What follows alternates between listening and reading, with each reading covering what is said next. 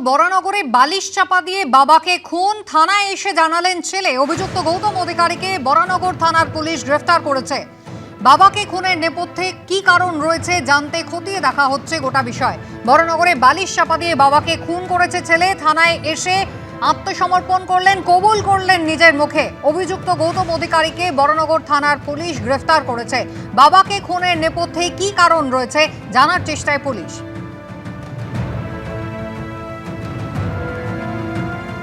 ময়ূক ঠাকুর চক্রবর্তী আমাদের প্রতিনিধি রয়েছেন আমাদের সঙ্গে। ময়ূক, বাড়িতে বালিশ চাপা দিয়ে বাবাকে খুন করে থানায় নিজের মুখে এসে সে কথা কবুল করলো ছেলে।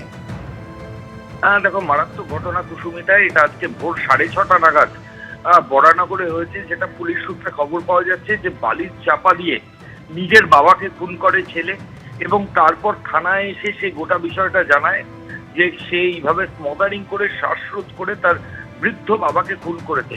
তবে কি কারণে খুন করলো সেটা নিয়ে এখনো পর্যন্ত তদন্তকারী আধিকারিকরা দ্বন্দ্বে রয়েছে।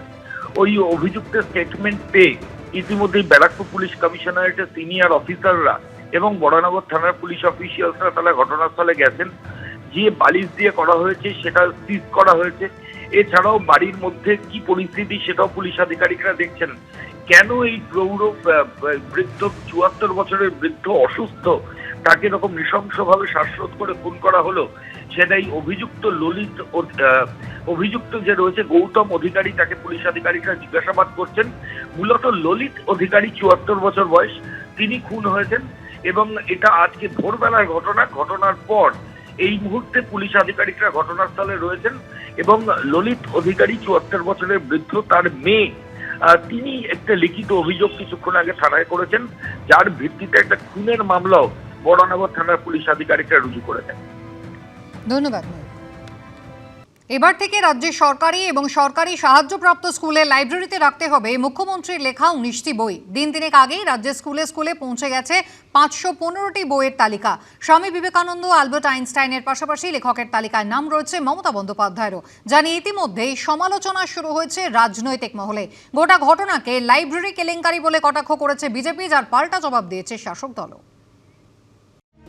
স্বামী বিবেকানন্দ, মুন্সি প্রেমচাঁদ থেকে অ্যালবার্ট আইনস্টাইনের পাশাপাশি এবার রাজ্যের সরকারি সাহায্যপ্রাপ্ত স্কুলের লাইব্রেরিতে রাখতেই হবে মুখ্যমন্ত্রীর লেখা ১৯টি বই। দিন তিনেক আগে রাজ্যের বেশ কিছু সরকারি সাহায্যপ্রাপ্ত স্কুলে মোট ৫১৫টি বইয়ের তালিকা পাঠিয়ে সেই নির্দেশিকা দিয়েছে রাজ্যের সরকার। রাজ্য সরকারের এই নির্দেশিকাকে লাইব্রেরি কেলেঙ্কারি বলে আক্রমণ করেছেন কেন্দ্রীয় শিক্ষা প্রতিমন্ত্রী ও বিজেপির রাজ্য সভাপতি সুকান্ত মজুমদার। মঙ্গলবার এক্স হ্যান্ডেলে তিনি লেখেন, মমতা বন্দ্যোপাধ্যায়ের লেখা তথাকথিত বইগুলো কি আদৌ বই, নাকি কেবল আত্মগৌরবের সস্তা প্যাম্ফলেট মাত্র? আমার জঙ্গল, নন্দিমা, পরিবর্তন এবং সোজা সাপটার মতো বইয়ের শিরোনাম থেকে শিক্ষার্থীরা ঠিক কী শিখবে? বাংলা সাহিত্য, ইতিহাস, নাকি কেবল রাজনৈতিক অহংকারে মোড়া তৃণমূলের প্রচার? কাটমানির রয়্যালটি মডেলের মাধ্যমে ঘুরপথে করদাতাদের টাকা খরচ করে নিজের লেখা বই কিনতে বাধ্য করছেন মুখ্যমন্ত্রী। পুরো শিক্ষা ব্যবস্থাকে মমতা বন্দ্যোপাধ্যায়ের বইয়ের দোকানে পরিণত করা হচ্ছে। এটা আসলে পশ্চিমবঙ্গের শিক্ষার্থীদের প্রতি চরম অপমান। স্কুলগুলো চক ডাস্টার পাচ্ছে না, স্কুলের ভয়ঙ্কর পরিস্থিতি। প্রকৃত যে জায়গায় টাকা বা অর্থ দেওয়া উচিত সেই জায়গায় অর্থ খরচ না করে এই ধরনের বইকে সরকারি টাকা অপচয় করে মুখ্যমন্ত্রীর বই স্কুলে পাঠানো, কিন্তু রাজ্যের এক্সচেকার অর্থাৎ যারা ট্যাক্স দেয় তাদের টাকা ৯-৬ ছাড়া আর কিছু নয় বলে আমার মনে হয়। এ নিয়ে পাল্টা জবাব দিতে দেরি করেনি তৃণমূলও। মুখ্যমন্ত্রী বই লিখলে সুকান্তবাবুর গা জ্বলবে, তার কারণ হচ্ছে সুকান্তবাবুর নেতা তো বক্তৃতাটাও করতে গেলে টেলিপ্রম্পটার লাগে।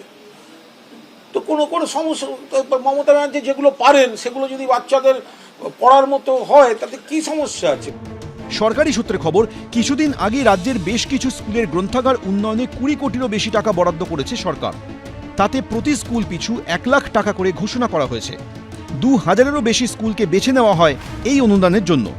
এই অনুদানের পরপরই স্কুলে পৌঁছে গিয়েছে এই ৫১৫টি বইয়ের তালিকায় রয়েছে স্বামী বিবেকানন্দ থেকে মুন্সি প্রেমচাঁদ, অ্যালবার্ট আইনস্টাইনের একাধিক বইয়ের উল্লেখ। সেই লেখকের তালিকায় স্বামী বিবেকানন্দ ঠিক পরই ৪২৪ নম্বরে মমতা বন্দ্যোপাধ্যায়ের নাম। কৃষ্ণেন্দু অধিকারী, মুন্না আগরওয়াল, এবিপি আনন্দ।